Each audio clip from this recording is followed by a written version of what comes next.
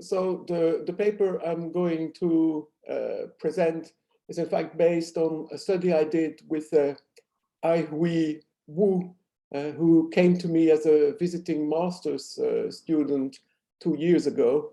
And she is currently doing her PhD in China. And we decided to collaborate on this study on emotional labor strategies. Let me see. Okay, so I've been working on emotion in applied linguistics since the early 2000s. I started working with Aneta Pavlenko.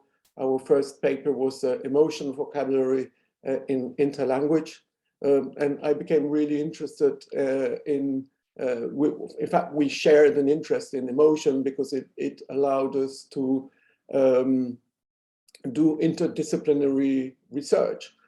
So working on emotion allows you as an applied linguist to work, in fact, with educational psychologists, with psychologists, sociologists, even literature people who are interested in autobiographies of multilingual people and dealing with the emotional side of using multiple languages, switching between languages. And this has implications also for the psychotherapy of multilingual clients. In a little overview paper that I published in 2019, I reported that the average number of papers that use the word emotion is increasing rapidly, and that where there used to be only interest in anxiety, there now is a growing interest in positive emotions also. So that is linked to a growing interest in the psychology of language learning and teaching. And this is the board of the International Association for the Psychology of Language Learning. We will have our 2020 conference in June 2022 at Cap Breton University, organized by Peter McIntyre. Interest in foreign language teacher psychology has also gone up considerably in the last couple of years. Everybody agrees that to be a good teacher, it's not enough to have linguistic knowledge and teaching skills. You also need to have the psychological skills to feel what your students need, how your students are feeling in the classroom. And if you can be happy, then through a process of emotional contagion, your students will be happy too. And a happy teacher is typically going to have more highly motivated students. So being happy or pretending to be happy is an important part of being a teacher. Here are a couple of the books and the special issues that have been published on teacher psychology. The most recent one is Teacher Wellbeing by Sarah Mercer and Tammy Gregerson. I myself co-edited the book, The Emotional Roller Coaster of Language Teaching, with Christina Gokonu and Jim King. And in that book, in fact, there are also a number of qualitative studies of teachers' emotional labor. So most of the research in that field are case studies, so interviews and observations. There is relatively less quantitative research. I've published a couple of chapters and papers on the topic with Christina Gokonu and Sarah Mercer, where we used data that we collected from 513 EFL teachers from around the world. One of the things we discovered was that their level of trait emotional intelligence was linked to positive attitudes towards students, higher levels of creativity in the classroom, also better classroom management, pedagogical skills and motivation, and a stronger love of English.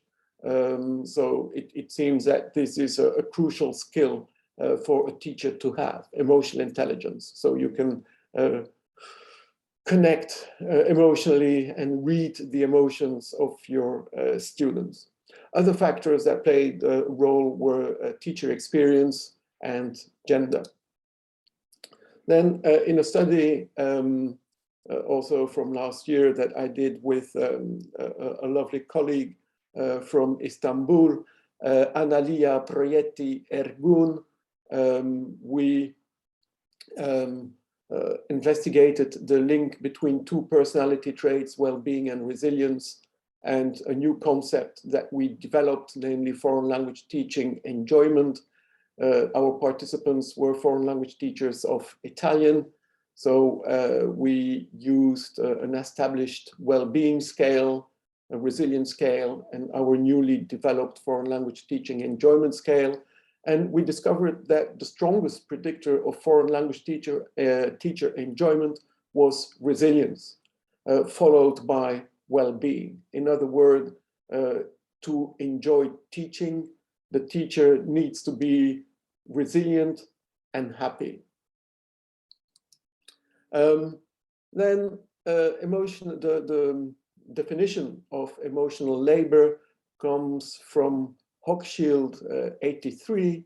It was a phenomenon she had observed in airplanes, where stewardesses come round with drinks after a long flight and they smile at you, despite the fact that they may be just as tired as you are. They haven't slept much, and yet they have that smile on their faces. And since reading this, I have even more respect for people in the service industry, because they have to manage their feelings to create a publicly observable facial and bodily display. So they need to look happy to help you, the customer. So understanding teachers' emotional labor is important because it may help avoid burnout in the long term. Because if you have to pretend constantly that you're happy when you are not, it could lead to burnout. It's also important for teacher trainers to be aware of this phenomenon of emotional labor, to raise awareness among trainee teachers. And I would argue again that being psychologically prepared for a job in foreign language teaching is just as important as being cognitively or linguistically prepared for the job. When I started work on this, I didn't realize that there are in fact two competing concepts linked to slightly different fields of investigation. The first one is emotional labor. The second one is emotional regulation. As Grandy explained, there is a conceptual, methodological, and relational overlap between both concepts, but people who work on emotional labor are more interested in real-world experience and in the context. So they typically prefer emic qualitative research methods, whereas people who work on emotion regulation typically work in labs. They prefer quantification, statistics. They are less concerned about context. They're more interested in generalizing findings about how people regulate their emotions. So as I said, Hochschild argued that emotional labor is really a central part of impression management. And if you are in the service industry and if you are a teacher, it's really important that you manage your emotions to fulfill your job. So as a teacher, you cannot become angry if your students don't quite perform at the level you expect them to perform. So this emotional labor happens through cognition, where individuals' ideas can be changed in order to transform their emotions. It can also be done through the body. So there are strategies that you can use to manage emotions, just like, take a deep breath steady your nerves, or through expressive gestures, by forcing yourself to smile. It is a way to relax and diffuse tension in the classroom. Hochschild was very interested also in theater and drama, in acting, and she said, well, the actors have different ways of acting. Some represent the character for the duration of the play. That's what she calls surface acting. So they pretend for the length of the play to be the character. And then others become the character. It's the so-called method acting or deep acting. So they remain in character even after the representation has finished. So if you do surface acting, then you fake your emotions. If you do deep acting, then the emotions are self-induced and provide the basis for the acting performance. So there are pros and cons to both approaches. So the strategy research on this showed that there are basically three strategies: surface acting, deep acting, as I explained, but also expression of naturally felt emotions, which is enhancing some of the emotions that you are experiencing. I mean, this is also effortful. And there is a lot of research on how teachers control their emotions. Again, researchers use different ontological, epistemological, and methodological approaches. So I will give a quick overview of a couple of these approaches. Yin and colleagues, who looked at Chinese school teachers' emotional labor strategies and how that was linked to emotional intelligence. They found that the expression of naturally felt emotions is the most frequently used strategy, followed by deep acting and surface acting. They also found a positive relationship between emotional intelligence and expression of naturally felt emotions, as well as the use of surface acting, not deep acting though. Then a different approach adopted by Akeson and colleagues, looking at emotional labor among foreign language teachers in the US. They interviewed a couple of teachers, discovered that the lack of institutional support combined with apathetic students forced teachers to fake enthusiasm, suppress their anger, which resulted in effortful emotional labor. Teachers also expressed concern that having to make such an effort to remain positive, that they feared that they would suffer from burnout at some point. Then De Ruiter and colleagues used diaries of 37 primary school teachers reporting on emotional labor in the classroom. And they discovered that the role of the teachers' relationship perceptions of their strategies depended really on individual students. So they reported more genuine expression of emotions in students with whom they had better and closer relationships, less genuine expression in relationships that were more conflictual, and more surface acting in relatively dependent relationships. And then in this domain, there is the crucial work of Sarah Benesch, professor at SUNY University, City University of New York, who looked at the institutional sources of emotional labor. So her argument is that power and hegemonic relationships are crucial to understand emotional labor, that sometimes teachers face unreasonable or unfair demands, and that they have to use emotional labor in order to survive in such an unfair environment. So her argument is that emotional labor is not just a private matter, it's an institutional matter, also. And her argument is that teachers need more agency in their curriculum and in pedagogical matters in order to create a better teaching and learning condition. So in the present study, we wanted to see whether there were differences in preferences for different emotional labor strategies among Chinese EFL teachers. We wanted to see how these strategies were linked.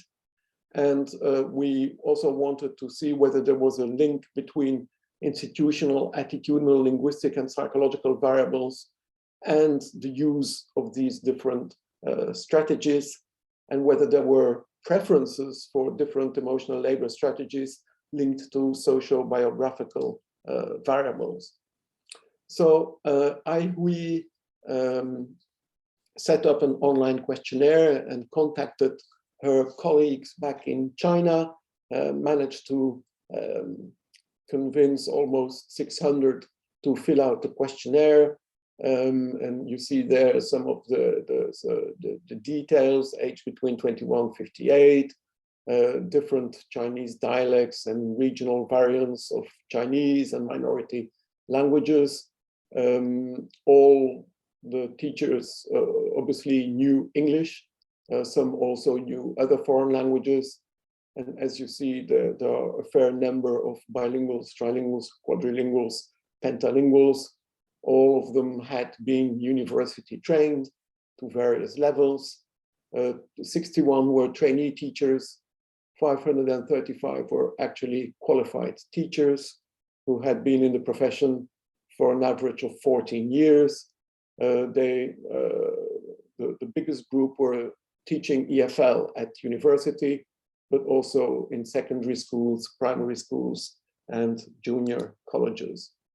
So we used snowball sampling, meaning that we encouraged people to forward the call for participation to their friends and colleagues. They filled out a short form of the trait emotional intelligence questionnaire. They also performed the Lextail test, which is a lexical decision task where you have to decide whether the word you see is actually a real English word or not. And it's a good indication of overall English proficiency. There were a number of questions on participants' teaching practices, and then obviously also on their emotional labor strategies based on previous research. So we tapped into expression of naturally felt emotions, surface acting, and deep acting. And in fact, we discovered that the Cronbach alpha for deep acting was below the threshold. So we eliminated that variable from our analysis. So here is the scale we used. You see the 11 items reflecting the 3 strategies and with a 7-point Likert scale. So what was the result? The first result, we used there a t-test. You see that the expression of naturally felt emotions was the preferred strategy. So they used that significantly more than surface acting. To answer the second research question, we discovered that those who used expression of naturally felt emotions most frequently typically engaged less frequently in surface acting. So it was one or the other, really. And then to answer the third research question, we did that in 2 steps. First, we ran a correlation analysis to see which independent variables were linked to frequency of these 2 strategies. And you see there all our classroom variables, as well as trait emotional intelligence and the 4 factors of trait emotional intelligence, namely well-being, sociability, self-control, and emotionality. And then we ran a stepwise multiple regression analysis to find the best predictors of expression of naturally felt emotions. We found that 4 variables predicted 10% of variance, which is a small effect size, and that the strongest positive predictor was attitude towards students, which explained 5.5% of variance, followed by emotionality, importance of English teaching in the institution, and the influence that the participant had over content and skills in the classroom. So let me, I seem to, yes, sorry, I'm trying to find the right thing there.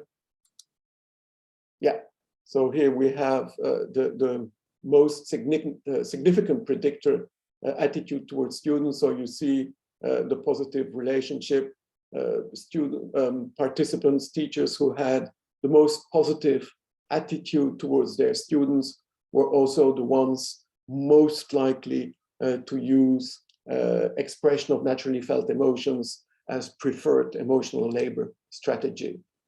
And the second predictor being emotionality. So those who scored high on that score also used expression of naturally felt emotions most frequently. And then to look at the next step, the stepwise multiple regression analysis to find the best predictors of surface acting. There was in fact only one predictor, namely sociability, which explained 4.5% of variance. And as you see, teachers who scored high on sociability were significantly less likely to use surface acting. So that was a clear result. And then looking at the relationship between sociobiographical independent variables and dependent variables, as you see, there was nothing significant with the exception of gender for surface acting. So it didn't matter how old you were, how multilingual, how educated, whether you were a trainee or qualified teacher, the type of institution you were working in, the working language of the institution, and the length of time in the profession had no link with preferred strategies for emotional labor. So it seems that the preference for expression of naturally felt emotions was significant. That was really the preferred strategy, which confirms previous findings by Akeson and colleagues.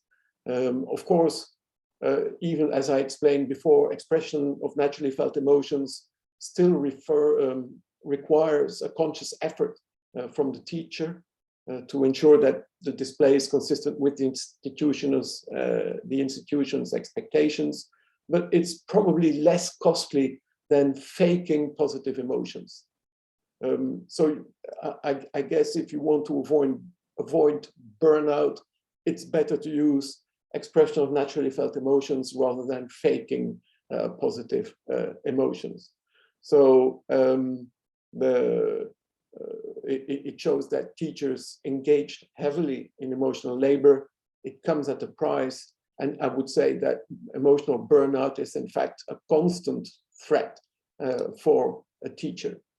Then for the second research question, the negative correlation between expression of naturally felt emotion and surface acting mirrors negative correlation found in Yin and colleagues. So we find exactly the same kind of negative correlation.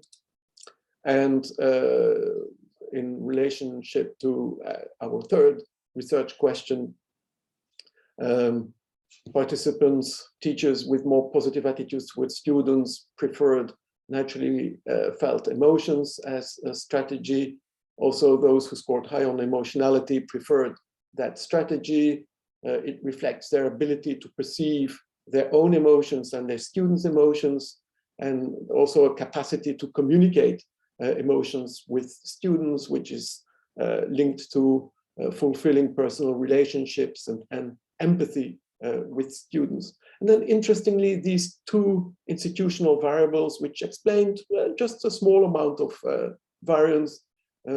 So participants in institutions that attached importance to EFL and having a certain degree of autonomy over content and skills was linked to a preference for the expression of a naturally felt emotions.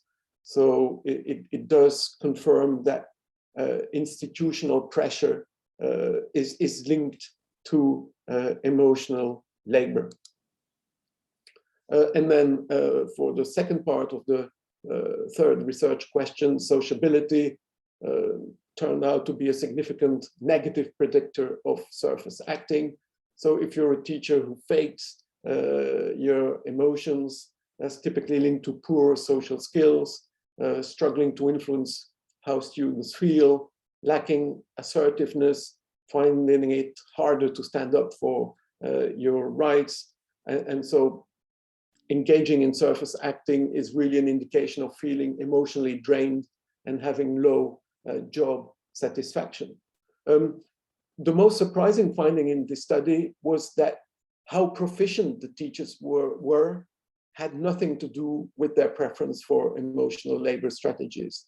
And we had kind of expected that, you know, if you had lower proficiency in English, that maybe you would prefer a particular emotional labor strategy, and that turned out not to be the case. So even relatively less proficient English foreign language teachers engaged in emotional labor to exactly the same degree as their more proficient peers. So in conclusion, in a concluding chapter in our book on the emotional roller coaster, we explained that there is a parallelism between foreign language teachers and martial artists. And it was in fact me who insisted on putting that in the chapter, because I've been doing karate for 20 years. I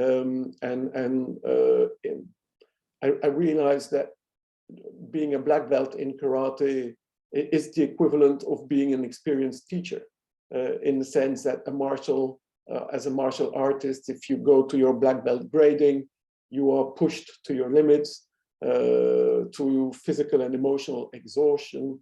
And if you don't have the stamina, or you show anger, fear or frustration, you are out, you don't get your black belt.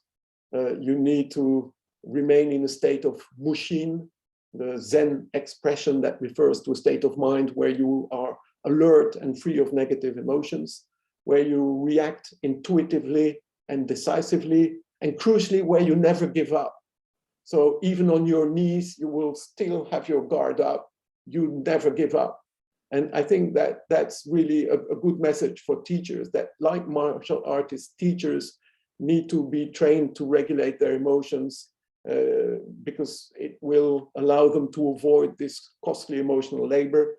They will be happier, avoid burnout, and they are more likely to have happy students, which means the students will probably get better grades, which will make the teacher happy, the head teacher happy. So you have a positive spiral. Here are some references, and I'd be happy to answer any questions you have. Thank you.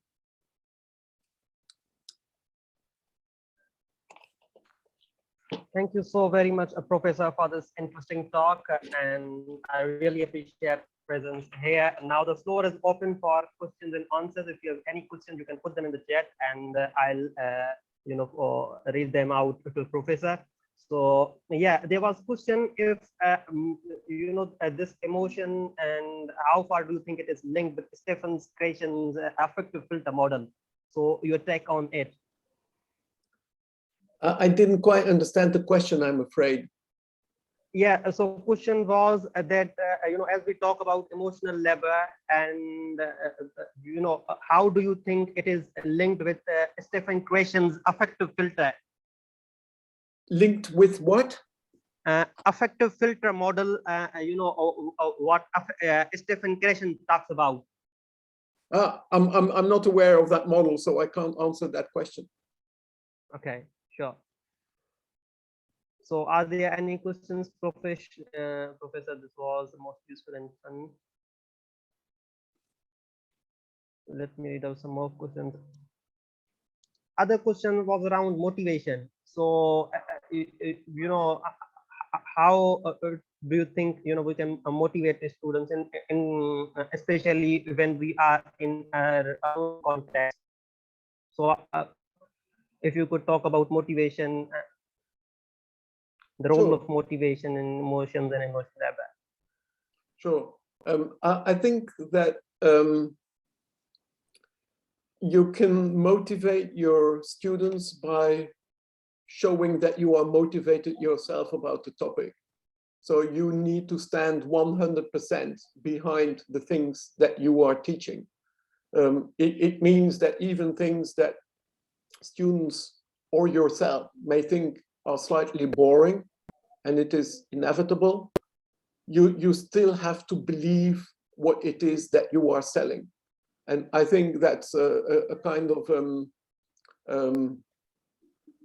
a crucial marketing principle, isn't it? That if you are trying to sell a car, you have to show that you believe that this is a good car.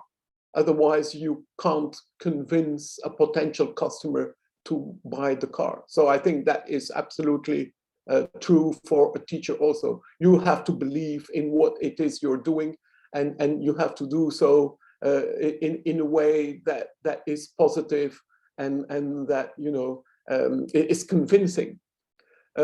So I see that Rukia says that not every teacher is a born actor. I think you can. It's true. Not all teachers are born actors. I think you can, but then I think you have actors that come in different. With different psychological profiles also. Not all actors are terribly extrovert. Some actors are introverts who are excellent actors for exactly being able to show deep emotion so you don't. I think whether you are introvert or extrovert, you can be a good teacher.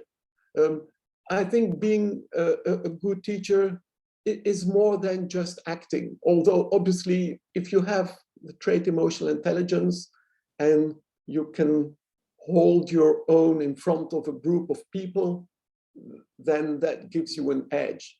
And frankly, I think that if your level of trait emotional intelligence is really too low, that you are unable to understand your own emotions and the emotions of the people you are talking to, my advice would be, don't remain in the teaching profession or move to an administrative job, or there are things that are more suited to your psychological profile. That would be my blunt message if I was a teacher trainer.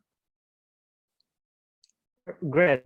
So I was wondering what role does our first language, our L1, play in this arena? Or how do you think about trans-languaging practice? So, does it increase the emotional labor, or does it lead to burnout, or it plays a facilitating role? Your thoughts on that? I have some trouble in understanding the question there.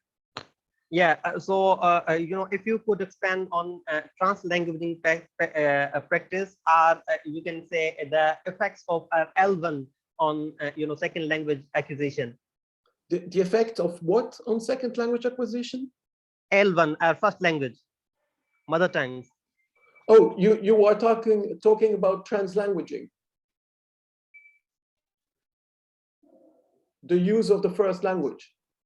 Yep. So does it add to this emotional labor, or lead to burnout, or you think it is as a resource, or can be used a facilitating role of it? Yeah, I have never investigated this, so I have no answer. I'm perfectly happy for teachers to use other languages in the classroom, and if they feel that translanguaging is a good method and is a way to keep everybody happy, then I think it's perfect.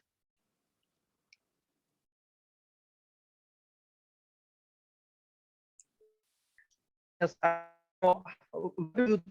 important ingredients are a happy classroom, are entertaining classroom. I'm afraid there is an echo in the line, so I have great difficulty in understanding what you are saying. Mm-hmm. So my question was, what would be your ingredients for a happy classroom? The ingredient for what classroom? For an entertaining classroom or a happy classroom, fun classroom. Right. Yep. Well, as I said, I think teacher enthusiasm is really the key. I also think that the teacher needs to find attractive cultural material to include. And I think that the teacher needs to be slightly unpredictable in the kind of activities in the classroom. And that applies, I would say, to, in fact, any teaching, because I'm also a karate sensei. And if you go through the same routine every time, people get bored. And I noticed that if you change the routine, you do something a bit unusual, that's a good way to catch students' attention and get them on board. And the other way is creating an environment where people feel that they are safe, that they will not be punished or ridiculed for making mistakes. I would always start my classes when I used to teach French saying, you know, I'm an applied linguist.